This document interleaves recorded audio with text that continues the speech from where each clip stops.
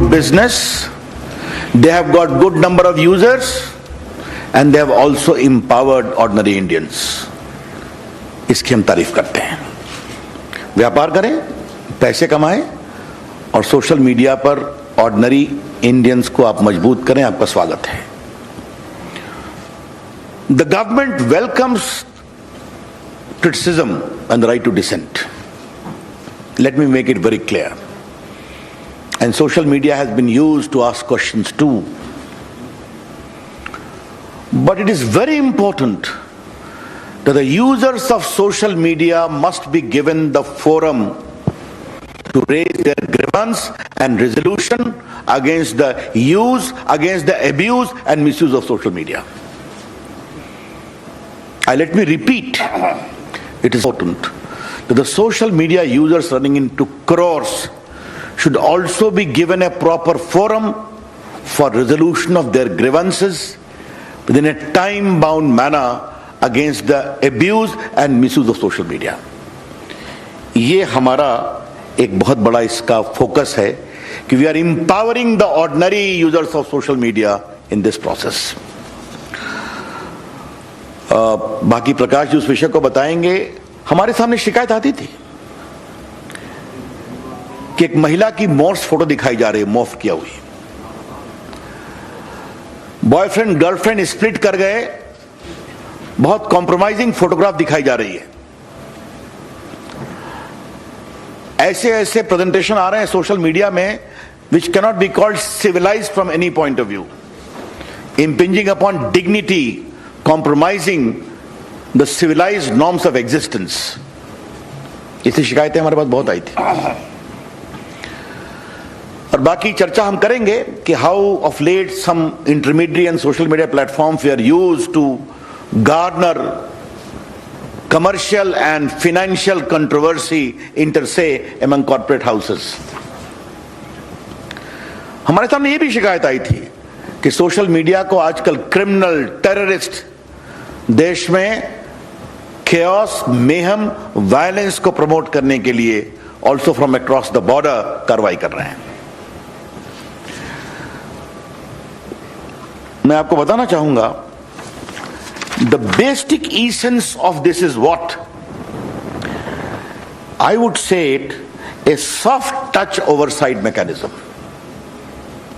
where we are insisting upon the platform to develop the mechanism and have a robust redressal of grievances.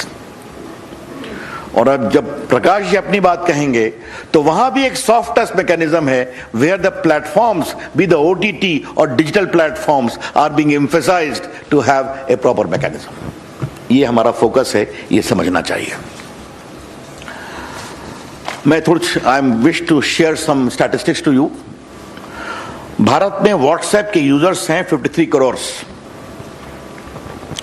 YouTube users are 44.8 crore. Facebook users are 41 crore. Instagram users are 21 crore. And Twitter users are 1.75 crores. This is a good number. We are very happy about it. Indian users are using these platforms and they are also making good business case. Welcome.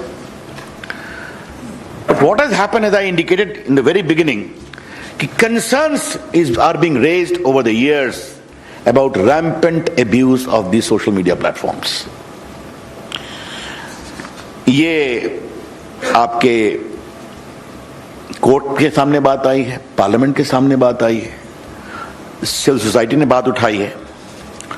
और fake news का तो ये हाल है कि आजकल मैं TV channels को देखता हूं कि वो भी एक फैक्ट चेक मशीन रखते हैं. जब प्रकाश जी ने यहां फैक्ट चेक शुरू किया तो हमने कहा नई बात है, but now I see many channels are having a fact check machine. Therefore this only confirms the rampant spread of fake news. और बाकी financial fraud, incitement to violence, ये सब चीजें चल रही थी. तो ये हमने देखा कि जो इंडिया में सोशल मीडिया का एवोल्यूशन हुआ है, many became as an intermediary, then became the social media, some became publishers overnight. ये भी अपने आप में एक डेवलपमेंट हुआ है, ये आपको हम बताना चाहते हैं। आज का हमारा rational and justification for new guidelines क्या है, मैं 4-5 पॉइंट आपके सामने रखना चाहता हूं और ये बहुत इंपॉर्टेंट है। आपको एक व्यापक प्रेस रिलीज मिलेगा। Supreme court around 11 December 2018 in the Pranjala case asked us to frame necessary guidelines to eliminate child pornography, rape, gang rape images, videos and sites in content hosting platform and other applications. Supreme court ने फिर 24 September 2019 को मेरी ministry को direct किया कि please have a new guideline completed at the earliest. Our secretary, Mr. Ajay Sani, had filed an affidavit in the court. He will be doing by this year beginning itself. Rajya Sabha में 26/7/2018 को calling attention motion हुआ था, fake news पर, ये भी तो social media पर। And all the members of parliament urged me to take action, and there is my assurance on the floor of the house कि we will improve the entire guideline. और राज्यसभा की एक ad hoc committee की report है on 3rd February 2020, जहां पर pornography on social media, effect on children, hate content on social media, इसको लेकर चिंता प्रकट की गई थी। Therefore, court orders, parliamentary proceedings, I only mention of Supreme Court, there are many orders of the High Courts as well to take action in this. हमारी ministry ने व्यापक कंसल्टेशन किया। We prepared a draft on 24th December 2018 where we received 171 comments. We put those comments in public domain and we had 80 counter comments too. Therefore, widespread consultations was done, and also in the case of INB, which will be explained by them. अब हम इसके salient features को आपके सामने रखना चाह देते हैं, बाकी तो रूल्स आपके सामने आएगा, प्रेस स्टेटमेंट भी है। पहला है कि 2 कैटेगरी की है, एक है intermediary which can be a social media intermediary, और दूसरा है significant social media intermediary. Significant social media intermediary पर एडिशनल ऑब्लिगेशन है, there are additional obligations on a significant social media intermediary. We shall notify the users number for a significant social media intermediary very soon. Who will be those? पहला है कि आपको एक grievance redressal mechanism रखना पड़ेगा, और इस grievance officer का नाम भी आपको रखना पड़ेगा, who shall register the grievance within 24 hours and disposal in 15 days. That is very clear. Second, if there are complaints against the dignity of users, particularly women, that expose their private parts of individuals, or nudity, or in sexual act, impersonation, etc., you will be required to remove that within 24 hours after a complaint is made. This particular provision is designed to respect the dignity of the women of India and anyone else. It's very clear. उसके बाद मैंने बता दिया आपको कि 2 प्रकार के social media होंगे। तो जो सिग्निफिकेंट सोशल मीडिया होगा उनको 3 काम करना पड़ेगा। पहला, you will have to have a chief compliance officer resident in India, responsible for ensuring compliance of the acts and the rules. Second, a nodal contact person resident in India for having 24/7 coordination with the law enforcement agencies. तो पहला हो गया chief compliance officer, दूसरा हो गया nodal contact person, तीसरा है appoint a resident grievance officer who shall perform the grievance redressal mechanism as I indicated. And next is you must publish a monthly compliance report कि आपके पास कितने complaints आए, आपने उन पर क्या कार्रवाई किया और क्या रिड्रेसल किया. Therefore, just to concretize, we are empowering the ordinary users of social media and other intermediaries. You must have a robust grievance redressal mechanism, instituting the complaint within 24 hours, redressal within 15 days. You must have a chief compliance officer for significant social media. You must have a nodal contact person. You must have... அண்மை காலமாக OTT தளத்தில் வெளியிடப்படக்கூடிய பல்வேறு திரைப்படங்கள் சர்ச்சையை உண்டாக்கிய நிலையில் அது தொடர்பாக நிறைய வழக்குகள் உச்சநீதிமன்றத்தை நாடின. இந்த நிலையில் மத்திய அரசு அண்மையில் நடைபெற்ற நாடாளுமன்ற கூட்டத்தில் மாநிலங்களவையில் இது தொடர்பாக விளக்கம் அளித்த தகவல் தொழில்நுட்பத்துறை அமைச்சர் விரைவில் ஓடிடி தளங்களுக்கு கட்டுப்பாடுகள் விதிக்கப்படும் என்று அவர் தெரிவித்திருந்தார். இடைப்பட்ட காலத்தில் பிப்ரவரி மாதம் 10ஆம் தேதி அனைத்து ஓடிடி தளங்களை சேர்ந்த ஒரு அமைப்பும் சுய கட்டுப்பாடு தொடர்பான சில பரிந்துரைகளை மத்திய அரசுக்கு முன்வைத்தது. ஆனால் அதனை மத்திய அரசு நிராகரித்தது. இந்த நிலையில் தகவல் தொழில்நுட்பத்துறை அமைச்சர் தற்போது ஓடிடி தளங்களுக்கு விதிக்கப்பட்ட கட்டுப்பாடுகள், சமூக வலைத்தளங்களுக்கு விதிக்கப்பட்டுள்ள கட்டுப்பாடுகள் தொடர்பாக பல்வேறு முக்கிய தகவல்களை நமக்கு தெரிவித்து வருகிறார். இது தொடர்பான தன்னுடைய தகவல்களை பகிர்ந்து கொள்வதற்காக நம்முடைய மூத்த செய்தியாளர் ஆனந்த் இணைகிறார்.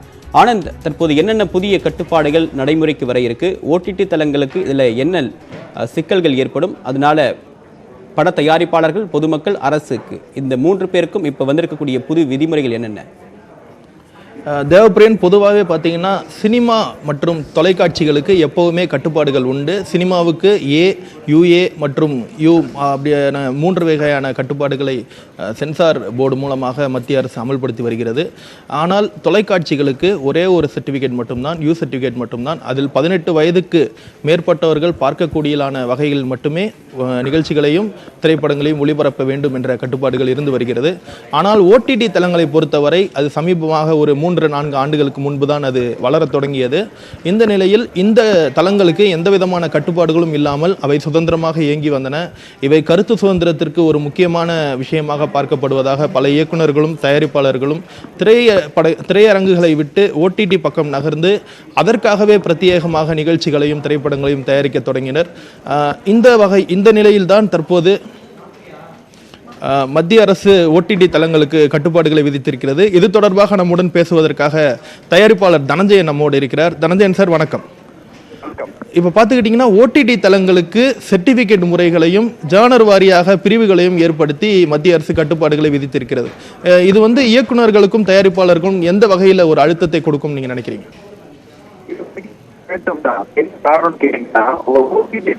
ஒரு கிரியேட்டிவ் ஃப்ரீடம் உள்ள ஒரு தளம். இந்த தளத்தை புதுமையான விஷயம் நீங்க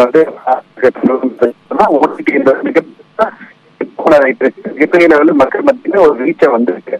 ஆனா தடுக்கிற வழிதான் இப்போ சென்சர் அப்படின்னு போனாலே அதுக்கான ப்ரொசீஜர் ரொம்ப பெருசு. இப்ப ஒரு சென்சர் பண்ணணும் அப்படின்னு எடுத்தாலே ஒரு 15 நாட்கள் அதுக்கான ப்ராசஸ் இருக்கு. இந்த மிகப்பெரிய ப்ராசஸ்ல அதுல சொல்லுவாங்க நிறைய விஷயங்கள் அதுல விஷயங்கள் பண்றாங்க. எல்லா தடுப்பாங்க.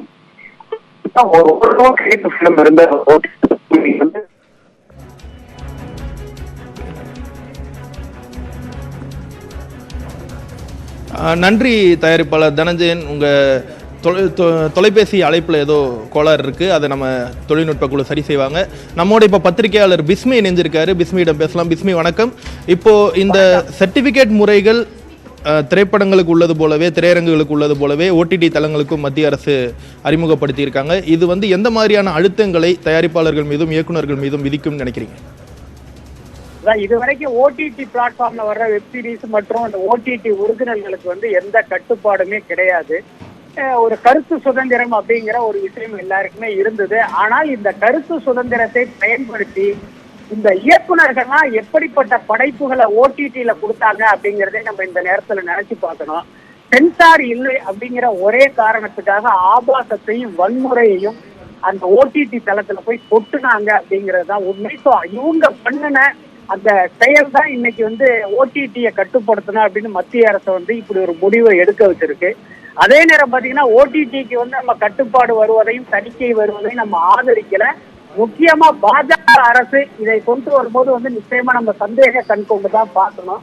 அதாவது ஒரு கட்சி ரவுடி கையில் இருப்பதற்கும் டாக்டர் கையில் இருப்பதற்கும் ஒரு வித்தியாசம் இருக்கு. அந்த மாதிரி பாஜக அரசு இந்த விஷயத்தை கையில எடுத்திருக்கிறதுனால அதனுடைய உள்நோக்கத்தை நம்ம நிச்சயமா சந்தேகப்படணும். நாங்க ஆபாசத்தையும் வன்முறையும் கட்டுப்படுத்துறோம் அப்படிங்கிற பேர்ல ஒரு கட்டுப்பாட்டு வாரியத்தை எடுத்துட்டு நாளைக்கு அவர்களுக்கு எதிரான கருத்துக்களை பார்த்தீங்கன்னா முடக்கிற வேலையில செய்வாங்க. இப்ப பாஜகவுக்கு எதிரான கருத்துக்களை முன்வச்சு ஏதாவது படைப்புகள் வந்துச்சுன்னா இப்ப அதை என்ன கேட்டீங்கன்னா அதுல ஓடிடியில வரவிடாத அளவுக்கு நிச்சயமா பாஜக அரசு பண்ணும் அப்படிங்கிற சந்தேகமும் நமக்கு இருக்கு. ஆனாலும் பாத்தீங்கன்னா இப்படி ஒரு கட்டுப்பாட்டை கொண்டு வந்த அரசு மீது நமக்கு கோபம் வருவதற்கு பதில் இப்படி ஒரு விஷயம் நடைபெறுவதற்கு காரணமா இருந்த படைப்பாளிகள் மீதுதான் நமக்கு வந்து கடும் கோபம் வருது அப்படிங்கறத இந்த நேரத்தில் நான் பதிவு பண்ண ஆசைப்படுறேன். இப்போ மற்ற நாடுகளை ஒப்பிடும்போது இந்தியாவில் ஓடிடி தளங்களுக்கு விதிக்கப்பட்டிருக்கிற கட்டுப்பாடுகள் எவ்வளவு கடினமானதாக இருக்கிறது சொல்ல முடியுமா? நம்ம எல்லா விஷயத்தையுமே வந்து அயல் நாடுகளோட நம்ம இந்தியாவை வந்து நம்ம கம்பேர் பண்ணி பார்க்க கூடாது அப்படின்னு நான் நினைக்கிறேன். என்ன காரணம் அப்படின்னா அடிப்படையிலேயே மற்ற நாடுகளுக்கும் நம் நாட்டுக்கும் வந்து கலாச்சார ரீதியா நிறைய வித்தியாசங்கள்லாம் இருக்கு. நீங்க பாத்தீங்கன்னா மற்ற நாட்டு படங்களுக்கும் நம்ம நாட்டு படங்களுக்குமே இந்த வித்தியாசத்தை நிச்சயமா உணர முடியும். கதைகளை வந்து வெளிநாட்டு படங்களிலிருந்து இவர்கள் காப்பி அடித்தாலும் நம்மளுடைய கலாச்சாரத்துக்கு உட்பட்டு தான் காட்சிகள் வசனங்கள் எல்லாத்தையுமே வச்சுக்கிட்டு இருக்காங்க. அப்படி இருக்கும்போது மற்ற நாட்டுல வந்து இதுக்கு வந்து கட்டுப்பாடு கிடையாது அப்படிங்கறத ஒரு முன்னுதாரணமா வச்சு இங்கேயும் அந்த மாதிரி இருக்கணும் அப்படின்னு நாம எதிர்பார்க்க முடியாது அப்படின்னு தான் நான் நினைக்கிறேன். அதுக்கடுத்து பாத்தீங்கன்னா இந்த ஓடிடி அப்படிங்கிற பிளாட்ஃபார்ம் வந்து இங்க பிரபலமாக ஆரம்பிச்சதுக்கு அப்புறம் அங்க வந்து படங்களை கொடுத்த பல இயக்குநர்கள் வெளிநாட்டு படங்களின் பாதிப்பில் தான் இந்த ஆபாசத்தை வன்முறையையும் கையில் எடுக்க ஆரம்பிச்சாங்க. அதற்கான அதை தடுக்கும் விதமா தான் மத்திய அரசு இன்னைக்கு வந்து இந்த விஷயத்தை கையில எடுத்திருக்காங்க அப்படின்னு நான் நினைக்கிறேன். நன்றி பிஸ்மி. நாம் இப்போ மீண்டும் தயாரிப்பாளர் தனஞ்சயன்ட்ட பேசலாம். தனஞ்சயன், நீங்கள் ஏற்கனவே சொல்லிக்கிட்டு இருந்தது போல தயாரிப்பாளர்கள் ஒரு சென்சார் சர்டிஃபிகேட் வாங்குறதுக்கு மிகவும் சிரமப்படுவதாக சொல்லியிருந்தீங்க. மீண்டும் இது ஓடிடி தளங்களுக்கு அப்ளை ஆகும்போது நீங்கள் எந்தெந்த மாதிரியான கஷ்டங்களை சந்திப்பீங்க? இது மிகப்பெரிய பிரச்சனை என்னன்னா, அங்க இப்போ பிஸ்மி அவர்கள் சொன்ன மாதிரி வந்து சில விஷயங்களை வந்து கட்டுப்பாடுகள் கொண்டு வந்துருவாங்க.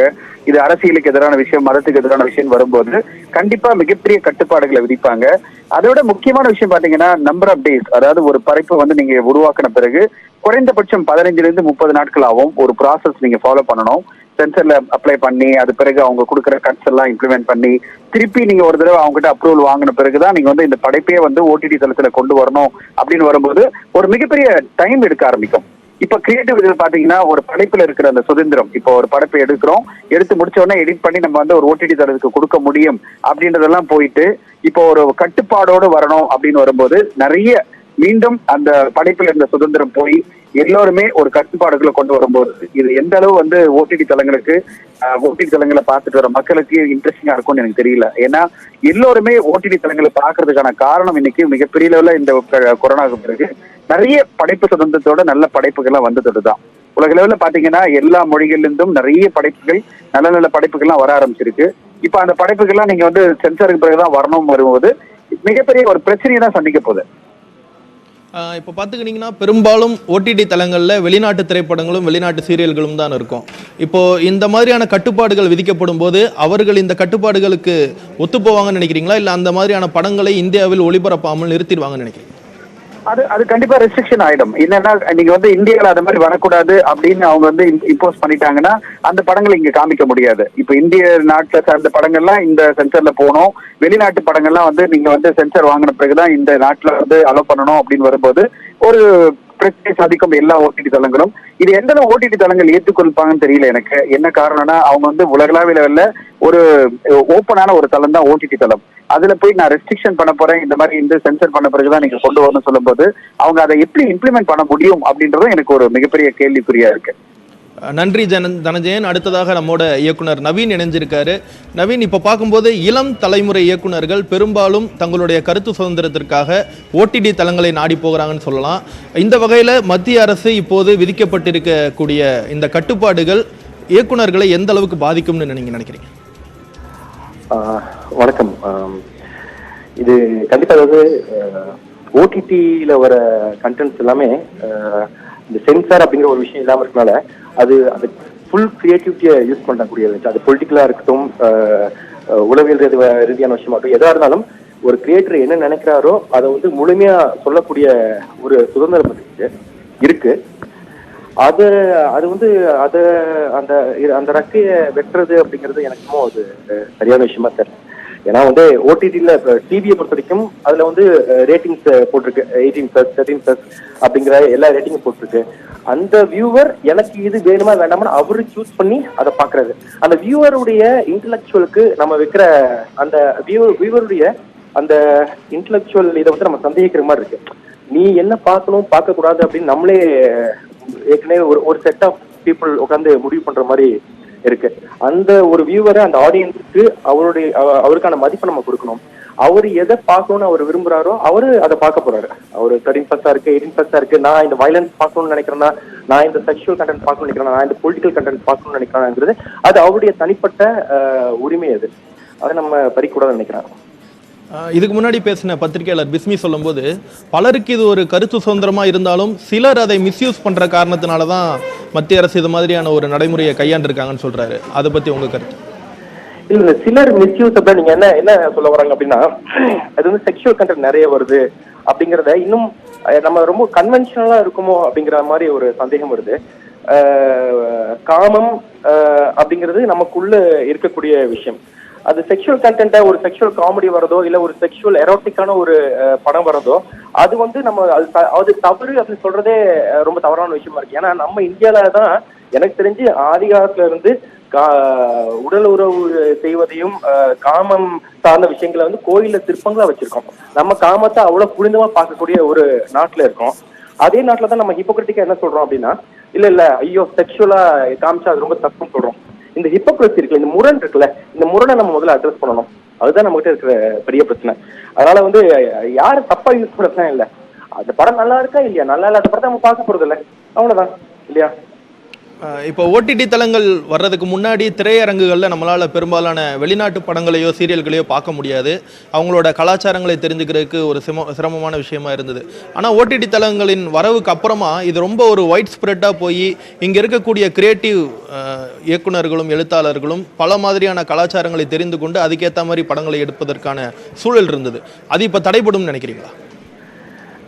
நீங்க கண்டிப்பா சென்சார்னு போட்டீங்கன்னா தடைபடதான் செய்யும். என்னன்னா இது இயற்கை நேதி தோழர். அதாவது நம்ம இனக்குழுக்களா இருந்தோம். ஒரு கிராமம், ஒரு ஊர், ஒரு ட்ரைப் அப்படின்னு இருக்கிற சிவிலைசேஷன் மாறி அது அப்படியே வளர்ந்து வந்து நம்ம இன்னைக்கு வந்து அதான் சொல்றோம்ல, ஒரு 500 வருஷம் 600 வருஷத்துக்கு மேல தஞ்சாவூர்காரனும் மதுரைக்காரனும் சண்டை போட்டிருந்தான். இன்னைக்கு நம்ம என்ன சொல்றோம், இது மொத்தமா ஒரு இந்திய தேசம்னு சொல்றோம். இன்னைக்கு நம்மளுடைய பார்டர்ஸ் விரிஞ்சிருச்சு, நம்மளுடைய எல்லாமே விரிஞ்சு போயிட்டு இருக்கும்போது இந்த பரவலாக்குற விஷயம் இருக்குல்ல, இது பறந்து விரிஞ்சு எல்லாத்தையும் நம்ம இன்னைக்கு பல விதமான உணவு சாப்பிட்றோம், பல விதமான உடைகள் அணிகிறோம். நம்மளுடைய உணவு என்ன இருக்கு? அப்போ இதுதான் இப்பதான் இந்த மனித நாகரிகம் வளர்ந்துட்டே போகும். இதுல வந்து கலாச்சாரங்களும் அப்படிதான். கலாச்சாரம் என்பது இதுதான் நம்மளுடைய கலாச்சாரம், இப்படிதான் இருக்கணும் அப்படிங்கிறது எந்த கலாச்சாரம்ல கலாச்சாரங்கள் மாறிக்கொண்டே இருக்கும். மனிதனுடைய எண்ணங்களும் சிந்தனைகளும் மாறிக்கொண்டே இருக்கும். அந்த மாற்றத்துக்கு தகுந்தாப்புல பயணிக்க வேண்டியதுதான் இந்த மாநில இனத்தின் கடமையை தவிர இல்ல நாங்க வந்து இந்த இடம் தப்புன்னு சொல்லி ஒரே இடத்துல நின்றுட்டோம்னா நம்ம எங்கேயும் நின்றுவோம், முன்னேற்றம் நடக்காது, ப்ராக்ரஸ் இருக்காது. நன்றி இயக்குனர் நவீன். இப்போ திரையரங்குகளுக்கு உள்ளது போலவே ஓடிடி தளங்களுக்கும் பலவிதமான கட்டுப்பாடுகளை விதித்து மத்திய அரசு உத்தரவிட்டுள்ளது. இது தொடர்பான விரிவான தகவல்களை நம்முடன் இயக்குநர்களும் தயாரிப்பாளர்களும் பகிர்ந்து கொண்டார்கள். மீண்டும் உங்களுடன் தேவப்பிரியன். உங்களுடைய விரிவான தகவலுக்கு நன்றி ஆனந்த். மேலும் அண்மை செய்திகளுக்கு தொடர்ந்து இணைந்திருங்கள். இது உங்கள் நியூஸ் 18 தமிழ்நாடு.